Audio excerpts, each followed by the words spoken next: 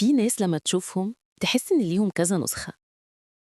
يوم تلاقيها فرحانة وبتضحك، ويوم تاني ساكتة ومش عارف توصل لها.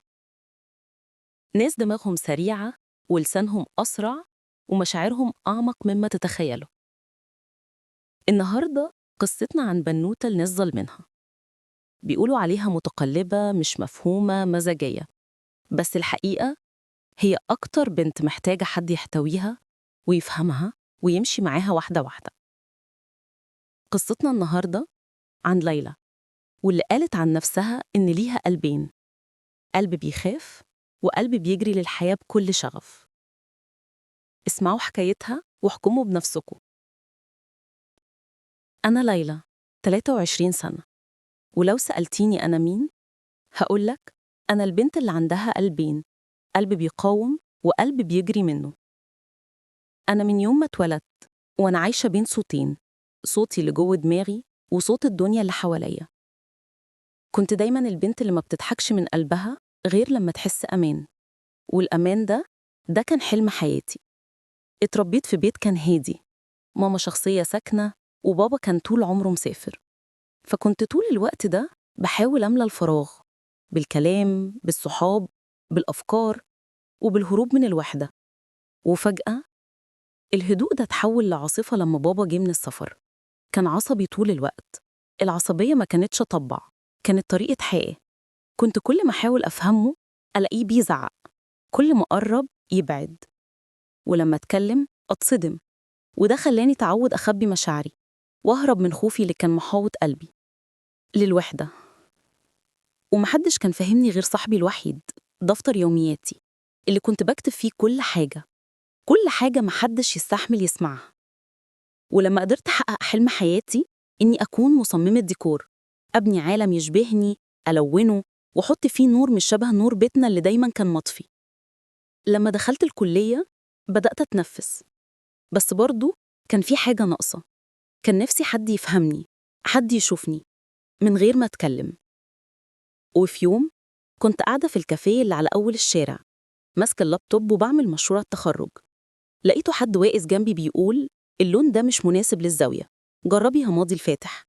بصيت لقيته شاب عينيه هادية وابتسم وقال لي اسمي آدم. ضحكت قلت له أنت بتنضر عليا ولا بتعلمني؟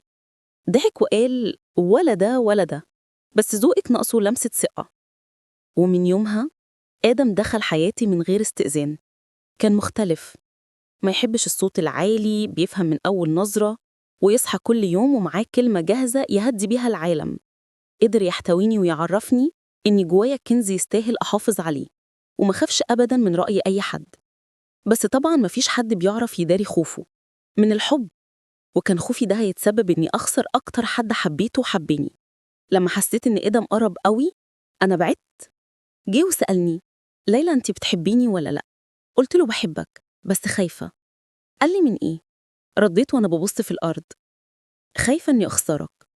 قال لي وهو ماسك إيدي جامد، وأنا عمري ما هخسرك ولا هضيعك من إيدي، لأن الحب اللي جوه قلبك هو اللي حسسني الأمان. ومن اللحظة دي عرفت إني مش لازم أهرب كل مرة أحس إن حد قرب. عرفت إن في قلوب بتبنيك مش بتهدك. عرفت إن الحب مش لازم يكون كل وجع. ولما هتلاقي جوه حضن حد أمانك وهدوءك وراحتك، هتحس إنك ملكت العالم كله. أنا ليلى، وما بخافش أقول إني بنت برج الجوزاء. وليلى قالت بنفسها إنها بنوتة برج الجوزاء. برج الجوزاء ده مش برج، دي حالة إنسانية كاملة. برج لو دخل حياتك هتحس إنك جوه عالم واسع. الجوزاء عقلين، قلبين، طريقين، بس صدقوني ورا الازدواج ده كله في حقيقة واحدة واضحة قوي، إنه مش متقلب، هو بيدور على حد يفهمه. الجوزاء مش هيتشد للشكل، بيتشد للكلمة، للجملة اللي تتقاله في وقت هو مش متوقعه، للطاقة اللي قدامه. وأكتر حد بيخوف مولود برج الجوزاء الشخص اللي بيحاول يحصره، يقفل عليه، يقوله لأ ما تعملش كده.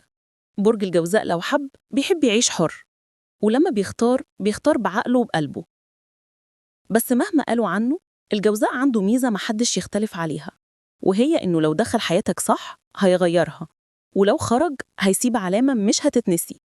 بس اللي أنا متأكدة منه إن النص التاني من الحكاية هيكون فيه مفاجأة. لو عجبتكم الحلقة ما تنسوش تعملوا لايك وتكتبوا لي رأيكم في الكومنتات، واستنوني في حلقة جديدة وحكاية برج جديد مع حكايات سيلا. انتي برج ايه؟